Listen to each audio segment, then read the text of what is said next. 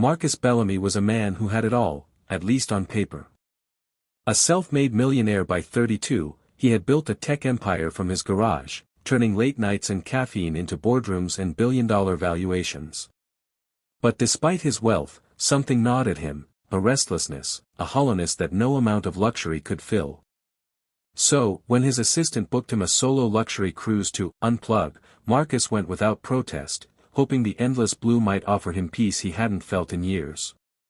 The ship, the sovereign dream, was the epitome of extravagance: private balconies, crystal chandeliers in the dining hall, and a staff trained to anticipate your desires before you voiced them.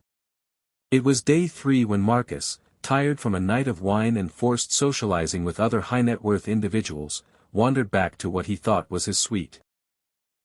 Distracted by a conference call still buzzing in his earbuds and glancing at a text from his COO, he turned the wrong hallway and opened a door, cabin 214, not 241.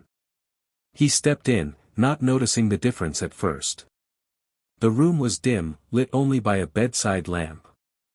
They forgot to restock the minibar, he muttered to himself, pulling out his earbuds. But then he heard it, a soft cough. He froze. Sitting up in one of the twin beds was a little girl, no older than 6, with a bandana tied over her bald head and eyes too wise for her age. "Are you the magician?" she asked softly. Marcus blinked, startled. No. This isn't my. Before he could finish, a woman rushed in from the bathroom. She looked tired, worn down in a way that told stories more than words could. Her face paled when she saw Marcus. "I'm so sorry, sir," she said quickly. "You must have taken a wrong turn. This isn't your cabin." Marcus started to apologize, then something stopped him. The room wasn't just small. It was Spartan. No view. No luxury bedding. Just 2 twin beds, a suitcase with stickers from children's hospitals, and a teddy bear missing one eye. I made a mistake," he finally said, stepping back. "I'm sorry." But the little girl's voice stopped him again. "Wait. You have a suit. You must be someone important. Can you make my wish come true?" The woman closed her eyes in embarrassment. "Emily, sweetheart." Marcus turned. "What's your wish?" The little girl pointed to a flyer pinned to the wall, a photo of the ship's grand ballroom, decorated in fairy lights and gold streamers. "The princess party." "But I'm not allowed. Mommy said it's only for the VIP guests." "You need a ticket." Her mother looked like she wanted to disappear. "We saved everything for this trip. Her doctor said it might be her last good month, and all she wanted was to be on the ocean. The cruise gave us a huge discount, but the gala, well, it's extra. And her immune system can't be around too many people anyway. So, we made peace with it." Marcus stood there, heart thudding.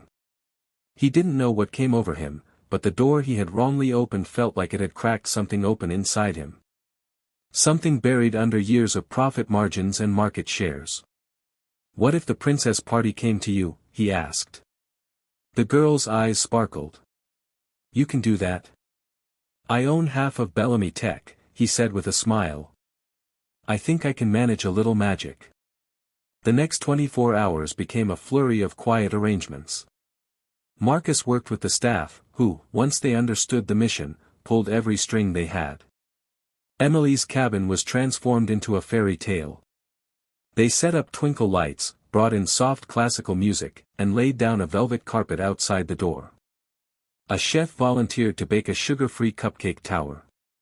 A violinist from the ship's orchestra played Disney ballads. And when Marcus knocked on the door the next evening, he was wearing a tailored tuxedo and carrying a tiara. "Princess Emily," he said, bowing deeply. "May I escort you to your royal celebration?"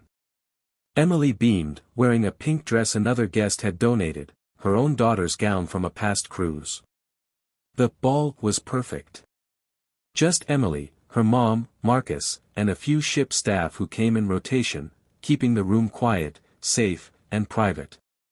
They danced, played games, and when Emily grew tired, she curled up in a chair, her tiara tilted on her head, whispering, "Best day ever." As Marcus watched her drift off, he felt something break and bloom inside him all at once. A feeling he hadn't had since he was a child. Joy. Purpose. Humanity. The next day, the captain made a ship-wide announcement. A mysterious benefactor had paid for 5 more families with children undergoing treatment to take a similar voyage. Marcus stayed anonymous, but the mother knew. Before disembarking, she pulled him aside. Her eyes were teary. "I thought rich people didn't see us. That we were invisible. But you didn't just see my daughter. You gave her the best memory of her life." Marcus nodded, unsure what to say.